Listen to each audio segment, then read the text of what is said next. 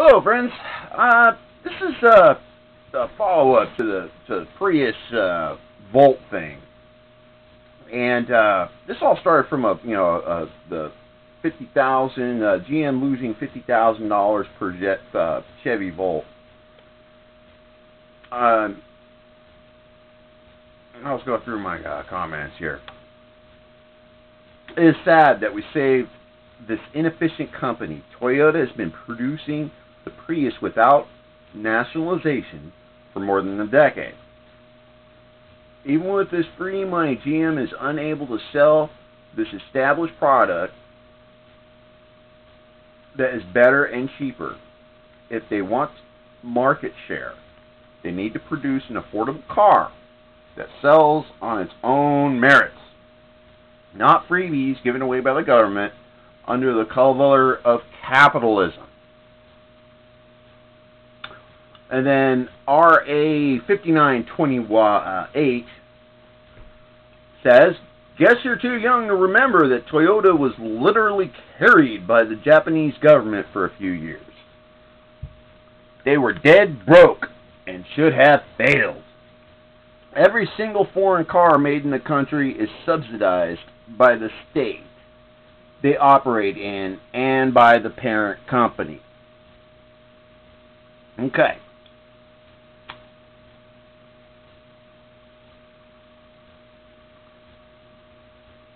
First off, you don't understand how the Japanese freaking economy works. The average Japanese person, one, can't afford a car, because the average car in Japan costs about almost $50,000, I believe. So only if you live in a rural area do you really own a car. If you live in a metropolitan area, you're very rich if you own a car. Okay, that's the first thing. Okay? Because of that, we're talking about an auto industry, domestic, that is like very small. We consume more cars here in California. 30 million Californians consume and use more gasoline, more cars. I bet you Toyota sells more cars in California than they do in Japan. And it has nothing to do with trade or subsidies or anything. It has to do with market. The market. Okay? So, the average Japanese does not buy a car. Now, if they were going to buy a car, they would for surely buy something that is quality.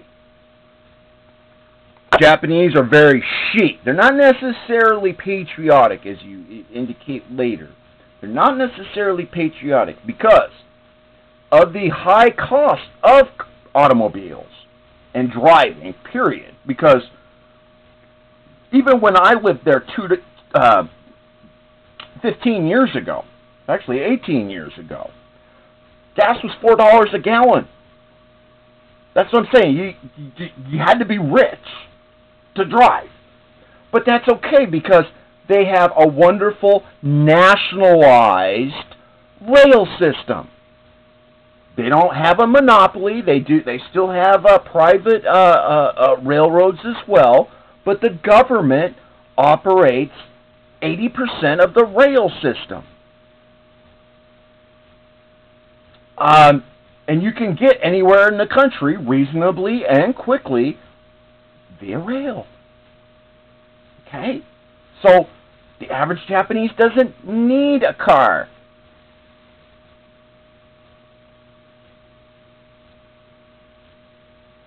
Another thing is Japan has been, like I said, producing quality products since the oil crisis of 1973. They got the leg up because they produce these little cars for their own market. You're right. And it is subsidized. You're right. But it doesn't necessarily come out of directly out of the taxpayer's pocket like it does for us. You see, because the Japanese have a good product and they're able to sell them, not just to the United States, they're selling them all over the world. You see, they have an export-driven economy. It depends on it. If they're not selling stuff outside of Japan, they don't have an economy.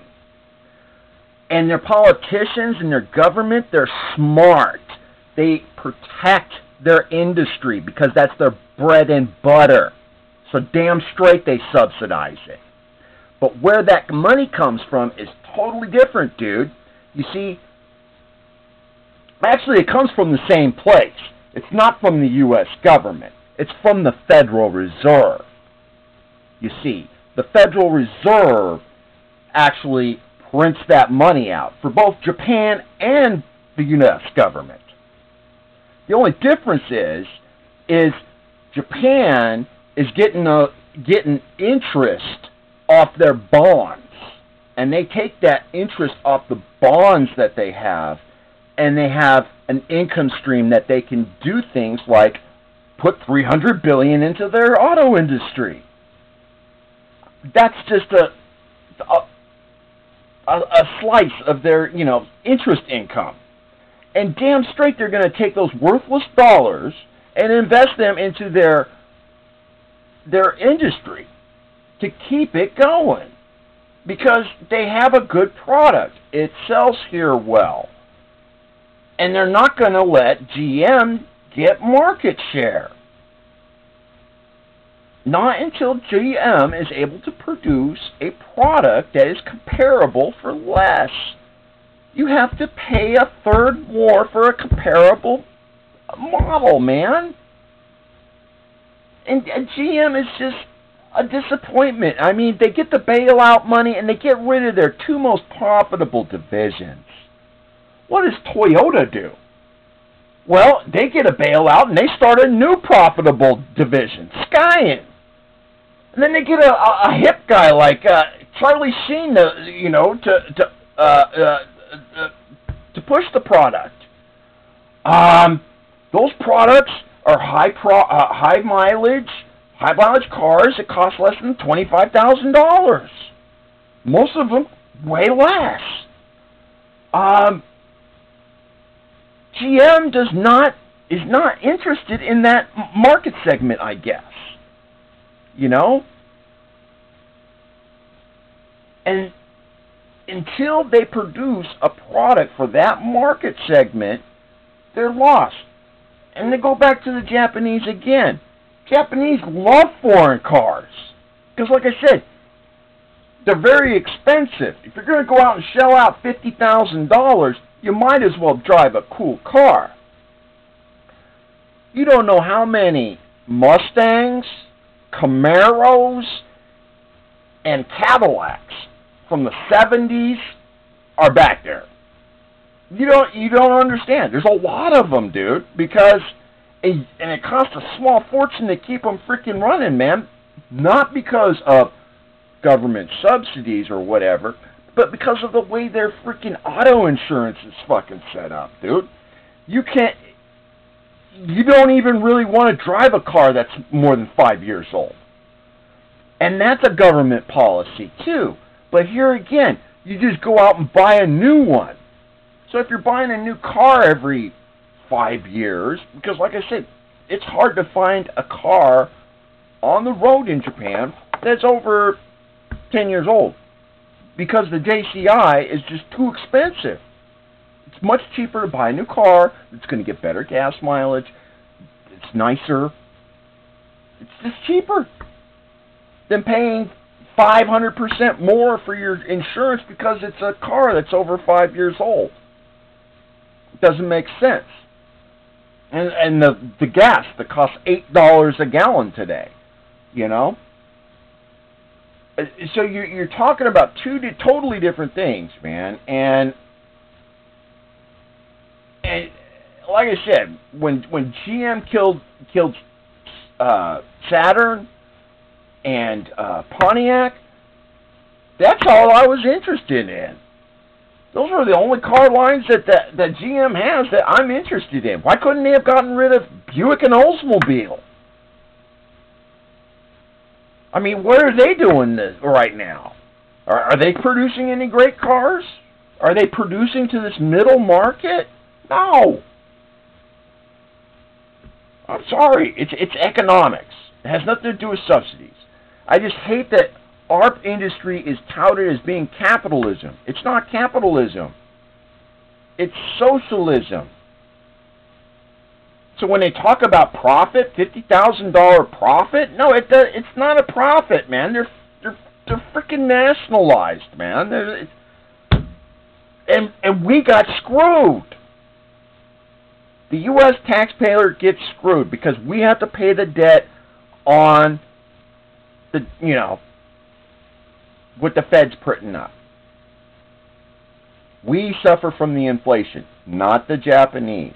And that's another reason why they're